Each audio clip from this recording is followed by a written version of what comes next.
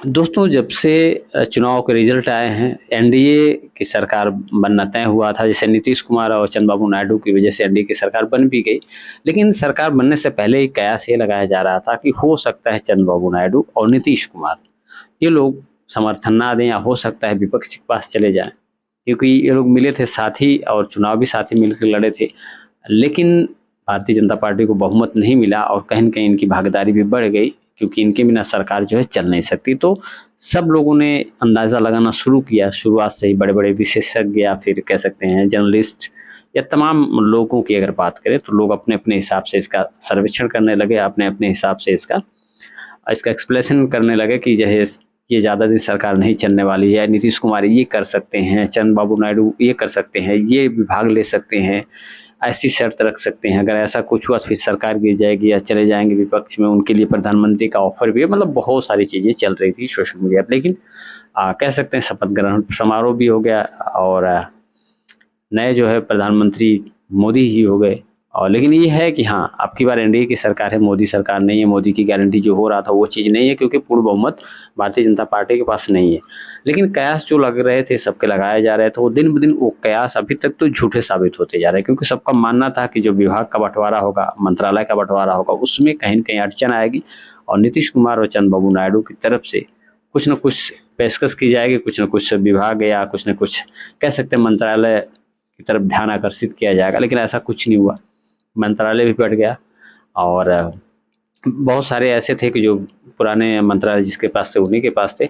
और इस बीच चंद्रबाबू नायडू या नीतीश कुमार की कोई भी भाषा जो है प्रखर होकर सामने नहीं है, कोई भी बात प्रखर होकर सामने नहीं आए कि जिससे कि ये लगे कि नहीं उनकी भी कुछ डिमांड है। अब इसके पीछे उनकी क्या मजबूरी है, क्या चीज़ें हैं, इसको आज समझने की कोशिश करेंगे।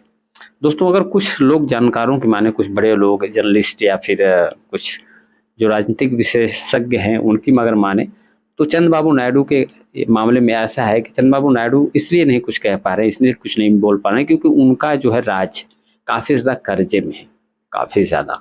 काफ़ी ज़्यादा कर्जे में है, तो कर्जे से अपने राज्य को निकालने के लिए या फिर अपने राज्य में बहुत सारी सुविधाएँ देने के लिए या जितने वादे किए वो करने के लिए उनको बजट की ज़रूरत होगी, काफ़ी ज़्यादा पैसा चाहिए, फंडिंग चाहिए उनको। और उनको अच्छी तरह पता है कि उनको फंडिंग तभी मिल सकती है जब वो केंद्र के साथ जुड़े रहेंगे या केंद्र से उनको सपोर्ट मिलेगा तभी। तो वो कहीं न कहीं मुझे लगता है कि भारतीय जनता पार्टी या कह सकते हैं कि जो पीएम मोदी या बीजेपी का जो शीर्ष नेतृत्व है, इसी का कहीं न कहीं फ़ायदा उठा रहा है। और चंद्रबाबू नायडू इसीलिए मुझे लगता है कुछ बोल नहीं पा रहे हैं। स्पीकर के पद की भी बात हो रही है, अब देखिए स्पीकर का पद किसको मिलता है। तो बहुत सारी चीज़ें चल रही है। तो मुझे लगता है या बहुत लोगों को लगता है कि चंद्रबाबू नायडू इसी वजह से नहीं बोल पा रहे हैं कि अपने राज्य को कर्जा से मुक्ति दिलाने के चक्कर में होंगे या फिर विशेष पैकेज अपने राज्य के लेना लेना चाहते होंगे। इस बात पे शायद समझौता हुआ होगा। अब ये मैं नहीं जानता, आप कमेंट में बताइएगा आपको लगता है कि नहीं लगता है। और दूसरी तरफ अगर नीतीश कुमार की अगर बात करें, तो नीतीश कुमार के सामने आगे वाले चुनाव हैं।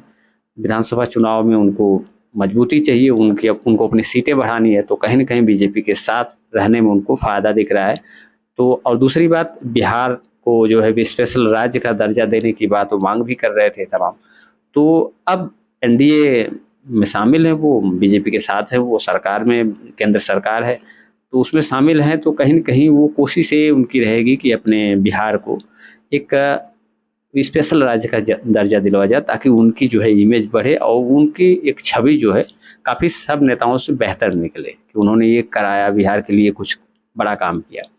तो मुझे लगता है कि इस पे भारतीय जनता पार्टी से या पीएम मोदी या जो भी सर्वे सर्वा लोग हैं, वरिष्ठ नेतृत्व है, उनके द्वारा आश्वासन इनको दिया गया होगा। इसी वजह से मुझे लगता है कि नीतीश कुमार चुप हैं और चुनाव भी आने वाले हैं, तो उनको लगता है कि चुनाव जो है आएँगे तो इसमें से भारतीय जनता पार्टी के साथ में रहेंगे तो काफ़ी उनको मदद भी मिलने वाली है, विधानसभा चुनाव में भी उनकी सीटें बढ़ेंगी। तो नीतीश कुमार का मुझे यही लगता है, बहुत लोगों को लगता है कि इसी वजह से चुप हैं, इसीलिए हो हल्ला नहीं हो रहा है, शायद चुनाव बाद कुछ समीकरण बने। लेकिन फिलहाल आपकी क्या राय है इस बारे में? आप कमेंट सेक्शन में ज़रूर बताइएगा कि नीतीश कुमार और चंद्रबाबू नायडू अगर अभी तक साथ हैं या फिर कोई अपने फैसले नहीं थोप रहे हैं, नहीं कोई शर्त सामने आ रही है, तो इसके पीछे की असली वजह क्या होगी? फिलहाल आज के लिए इतना ही, मिलते हैं नेक्स्ट वीडियो में। जय हिंद।